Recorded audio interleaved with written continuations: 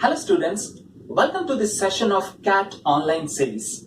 Today, we take up an important topic in the verbal series, which is parajumbles. Parajumbles, does that ring a bell? Some call parajumbles to be easy and some call parajumbles to be really tough. Why? Parajumbles, oh, it's right on the top. That doesn't mean that it's really difficult. Let's just pull it a little down. Yeah, parajumbles are tough because these days in CAT, parajumbles are coming without options. Options, we had multiple type of methods like substitution method, breaking, trying one or option in like multiple ways and testing for the answer. So that can't be done. Now you have to put the sequence as an answer. Easy. 60 to 70% of the CAT verbal is reading comprehension. You can use the same logic and skill for parajumbles as well. That makes parajumbles easier. Take it from me. Now I'm here today to make the parajumbles concept very easy. Now let's crack the code of parajumbles together. Okay, stay with me. Now, what are parajumbles? Parajumbles, a paragraph has multiple sentences and these sentences are jumbled up. You don't have the right order given in the examination, but a jumbled order. Your job is to put everything in coherence and give it a proper sequence. Now, what is the purpose behind parajumbles? Why these parajumbles are asked?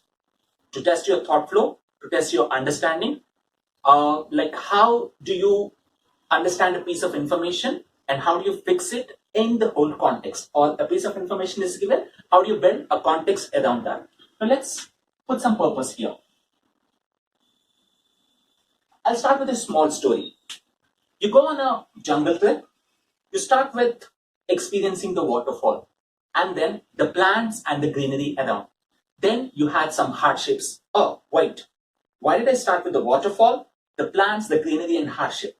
Introduction, planning the trip. Oh, you got the purpose. So now in a jungle trip, I have to plan first. Start with an introduction. I'm there in the jungle. What all are happening are secondary. So intro, my trip, what I see around, and how do I conclude in a travelogue. So this is the sequence.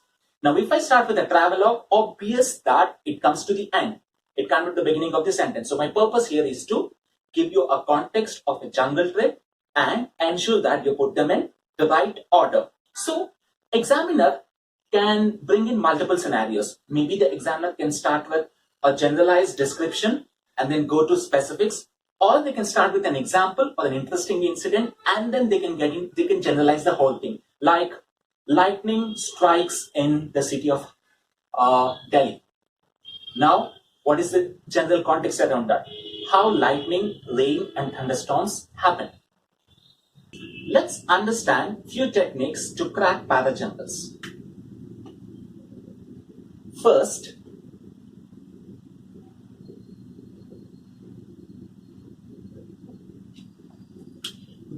let's suppose the paragraph is broken into A, B, C, D and E. With a clear reading, you can understand that two options can be together. Like there's a mandatory pair. B and C occur together or D and D occur together. So these are called your mandatory pairs. First, let's understand the mandatory pair. Now, the next technique is pronoun antecedent. Now, first I introduce the subject in a paragraph and then I move to a pronoun, maybe a he or she. Let's suppose I start with Mahatma Gandhi is the father of nation. He did something. Then it starts with a pronoun. Now, any sentence with a pronoun in it can't be the opening sentence. So this is another way to figure out which is the opening sentence and which is not the opening sentence. Chronological order. Whenever you see some dates or years mentioned in the paragraph, it's very much clear and evident that there is a chronology. You start with 18th century first, then 19th and 20th. As discussed in the purpose, general to specific, you try to build the context and then put forward the examples. You build a general context like globalization in Indian context. Then you talk about different MNCs and automobile companies that are coming to India. Okay, general to specific. Now this is important. Playing with transition words or transition triggers.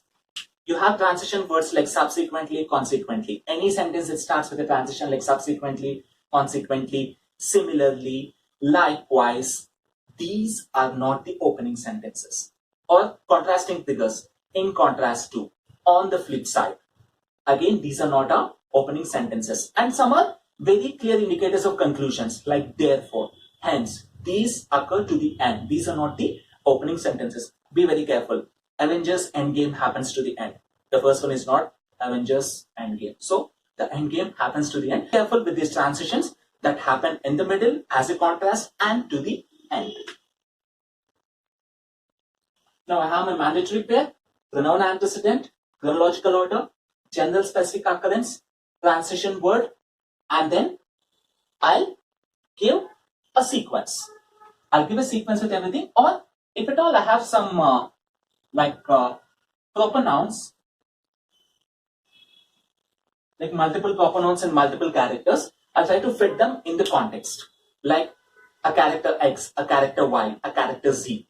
The first I introduce character X, then I'll come to Y, and then I'll come to Z. So this is how I arrange these order. So quick tips, guys.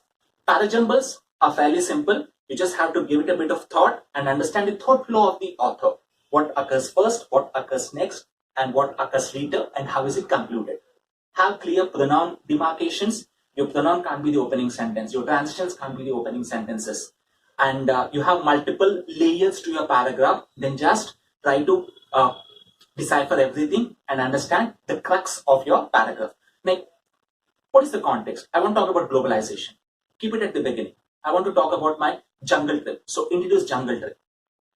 Okay. So keep everything in view and do well in your parajumbles. Hope you like this session. We'll see you soon with another great session in the cat verbal. Keep practicing. Take a lot of mock tests so that you'll really fly high and high. Thank you.